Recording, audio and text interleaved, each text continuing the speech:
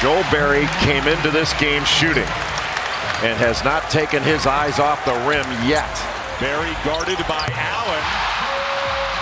Well, Allen switches off now on Justin Jackson. Berry knocks it down. Success in recent years against Carolina. In this building as well, as Berry makes his second three. Hicks inside looking for room, finds Berry. It's his third three of the game. Berry's been hot tonight, and he stays that way. I think any shot by Joel Berry right now is a good shot. Or a pass over the top to Bradley. Joel Berry has been dominant.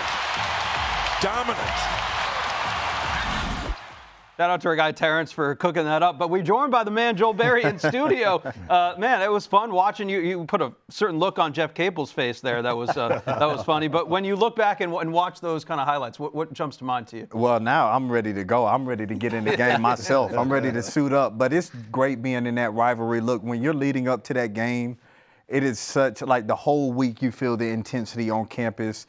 The students remind you, like, hey, look, this is what I came to Carolina for. I want a big win this week. So looking back at that highlight, man, it was great times. And seeing some of those guys going against Jason Tatum, Grayson Allen. Yeah.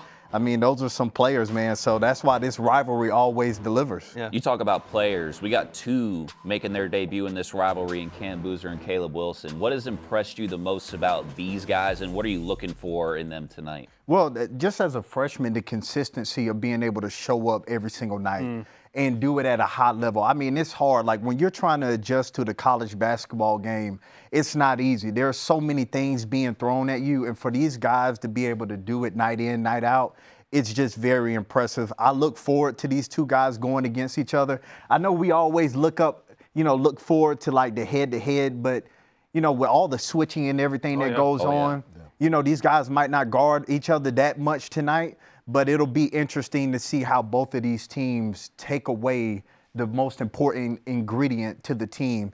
And I just look forward to a show, man. I'm ready for it. Caleb Wilson, we know, plays with a lot of energy. In a game like that can be kind of overwhelming, I would imagine. What would be your message to a guy like that, to be the leader, but also to play within control? I think you just got to embrace it. I think that's who he is. Y'all talked about it. It permeates throughout the team. When he's that leader emotionally, I just think that's what helps this team. And, you got to be able, in the warm-ups, you got to be able to control those feelings, because you can get out there and go 100%, and by the game time, legs are gone, you're deep breathing. You got to be able to control yourself, but I think that's his nature. I think that's his nature, and I think that's what this team needs. If you look at it in the past, everyone always questioned, who is that leader for Carolina? Who's that guy that's going to bring the edge? That's what he is, and I'm sure we already saw it in the Kansas game. He said, Darren Peterson, I had it written down. He has Cam Boozer written in his journal. When you look at the state of the ACC, Joel, and we've talked about this in studio, the conference writ large is a lot more deep. It's better. In part, it's due to the coaching with what Ryan Odom has done at Virginia. Will Wade at NC State, off to one of their best starts in program history and conference play. Slated to get 8 teams into the field this year, which would be double the amount that they got last year.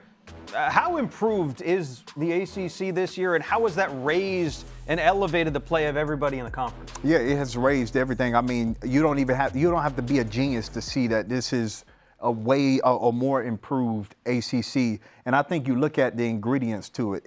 You got to go out. You have to have the investment. Some of these new coaches that came in this year, they saw what needed to be done, and their schools backed them. That's what you need. You need that support. That's first and foremost. Secondly, it's not about going to get the best talent. It's going to get the right talent.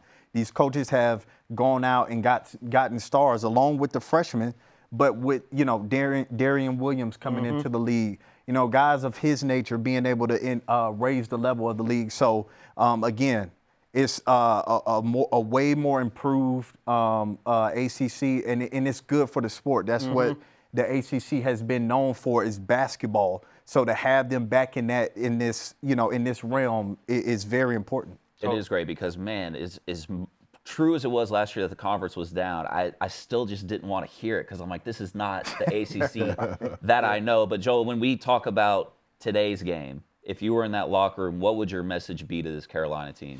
Yeah, you just got to go out there. First and foremost, you got to focus on what you want to do. All the hype is, you hear about, oh, we got to do this, we got to do that. Let's do what we do. And that's what Carolina needs to. I think that's you don't need to get hype for this game. If you're trying to get hype, you're already behind. Yeah. Yep. So I think you have to keep the message simple, and that's go out there and let's focus on what we do as a team. And then it's a high-level game. You'll raise your level to the game. It's kind of interesting, too. Like Ryan Day talked about this when Ohio State was struggling with Michigan, just building it up almost a little bit too much, right? Yep. North Carolina going into this game having lost both meetings last year, so looking to win for the first time in a little while. All right, so we got Joel Berry in studio, but we're going to broaden our horizons a little bit because we have got a ridiculous day of college basketball, NCAA tournament implications on the line everywhere you look. Arizona, one of the 2 remaining unbeatens right below them. Miami of Ohio has been one of the greatest stories in the game this year. They are at Marshall, which actually might be, I think, their toughest game remaining, right, Myron? Yeah. Duke, North Carolina, as we mentioned, 6:30 Eastern time on ESPN. Later on tonight, you better get the quad box up because we've got the top 10 matchup in East Lansing, Michigan State against Illinois, Florida and Texas A&M. Who's the best team in the SEC? That one might decide it. And then Houston and BYU, 2 teams going in different directions as of right now. Again, reminder, you are watching Countdown to Game Day covered by State Farm.